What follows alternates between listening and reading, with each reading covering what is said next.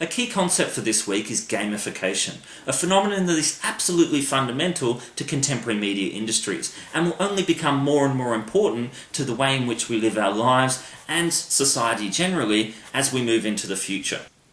Drawing on Rethinking Gamification, a collection published in early 2014, gamification has been conceptualised as a specific practice undertaken by particularly corporate entities for advertising and public relations purposes, or, more broadly, a general process in which games and playful experiences are understood as essential components of society and culture, and I would add here, and learning.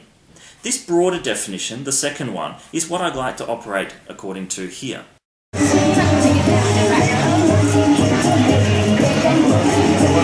You may not consider yourself a gamer, so to speak, and I've noticed that most students I've taught tend not to see themselves as one, but make no mistake, the broad notions of play and gamification are absolutely pivotal to understand.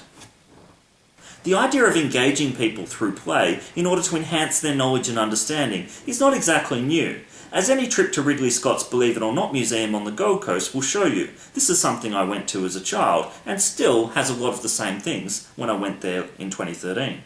Welcome aboard! Welcome aboard! Drink up, me honey, go home!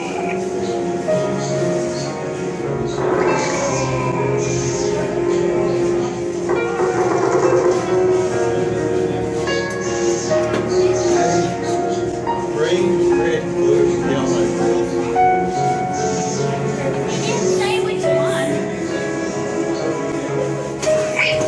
We plunder, we rifle and loot.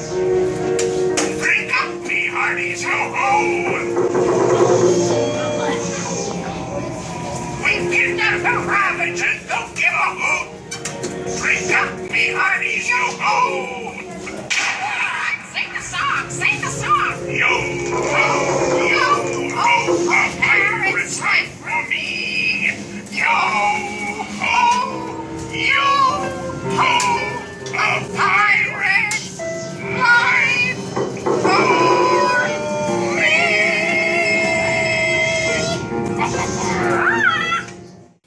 And I've seen some very different efforts to engage the attention and interest of students since I myself was an undergraduate student at Deakin University's Warren Ponds campus from 2001 to 2004.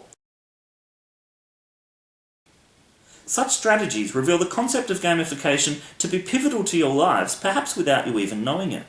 To do something a little bit different this week, I thought I'd give you a broad survey of some of the global trends I've seen in the intersection of digital media and museums. And I'm going to do this by narrating a PowerPoint slideshow. I hope this isn't going to come across as like when your boring old uncle returns from overseas and wants to take you through all of his holiday snaps, as the examples I'll show are from my trips around different places. But I think they'll give you a lot of insight into some of the key issues we're looking at this week. I should also acknowledge that I tried to do this in a seminar in an interactive way with a group of students, recording the audio of a discussion. And unfortunately the quality of the audio recording, due to the wind outside on one side and the noises of adjacent rooms on the other, really wasn't up to scratch and I couldn't use it. So I apologise to those students and thank you for participating. By doing so, you've actually helped me distill some of the ideas I want to get across here. But this also raises an important point for your own making of media, including the making of a video. Don't expect to know the quality of the footage until you're able to review it afterwards, and you may need to go back and redo some things. So I'm going to start from what might seem to be a slightly strange position and address the intersection of digital media and museums by approaching it from the perspective of a little bit of scholarship done on the future of TV documentary. And David Hogarth reflected in his 2006 book Realer Than Real on what is the future of TV documentary, and he wrote that the most likely scenario is some form of enhanced multimedia delivery that will change the way documentaries are produced, put together and viewed at home or elsewhere. At the same time, interactive technologies could extend and deepen modes of engagement to provide a range of extra textual and ancillary spaces that recruit documentary audiences and could even enlist viewers as part-time producers who shape text through voting and other sorts of audience intervention. And just to relate some of these ideas, it's really interesting to think about some of the questions that Hogarth raises about documentary and the future of documentary, such as what direction might documentary take in the digital age, will the genre continue to be attached to a particular medium, and so on. If we transpose the term documentary and a couple of other words from these various questions in Hogarth's book with museums and different terms relating to cultural heritage, we get very interesting questions arising here too, and you can see the same ideas are really relevant. So what directions might museums take in a digital age? Will the museum continue to be attached to a particular geographical location? What new types of production and pleasure will museum exhibits entail? How will museums' traditional objects of representation, the physical artefacts we commonly associate with museums, evolve? Will historical artefacts retain their status as objects of representation? Will they be needed at all? Will physical museums give way to virtual digital models? And we've already got virtual tours and virtual museums popping up around the globe. Will museums continue to exist at all? So let's go around the world for a bit. I had a huge dinosaur fetish as a child, so I'm going to take you through a few exhibits first of all, and that were very close to my heart when I was growing up, and I'm sure that many of you find them pretty interesting yourself when you go into museums. And you can see that the number of screens with different degrees of interactivity in the Melbourne Museum is really impressive these days. Far different, far more pervasive than when I was a kid. It's very interesting in the bottom right image here how you've got the physical fossilised eggs related, or at least joined directly by a screen showing more information about what that entails. So you've got that interesting connection between the physical artefact and the virtual representation. What's really interesting with this photograph here, and what's really important, and you'll hear more about this from Jane Josom later in the meLecture, is that if you've got a blank screen, they're not going to go and see a staff member and say, can you please reset the system or get a technician in? You've lost the viewer or the visitor pretty much straight away. Here's a really interesting virtual representation of the physical exhibit itself, and it says here you can touch an animal to find out more. I mean, it's an interesting idea. Touch a kangaroo to find out more. If you touch a kangaroo in real life, you find out that it beats the shit out of you.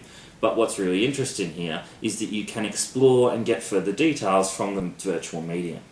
You've got the use also of the space and the way in which virtual representations on walls, on ceilings and so on can be used, the ways in which spaces are used in a quite innovative way in the Melbourne Museum. What I really love about this image, it's not entirely random, it's basically set on a timer. Every now and then a little critter scurries along the floor at your feet, so it's really kind of an immersive environment is what they're trying to capture here.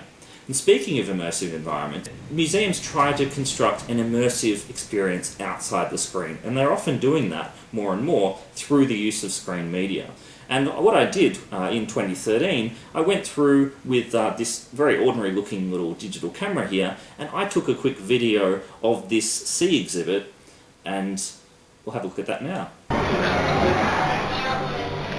the microscope we can see the many we try and catalogue them, separate them, keep them homogeneous. But here are examples of many different sources we looked at, many different kinds of questions. Colour is what?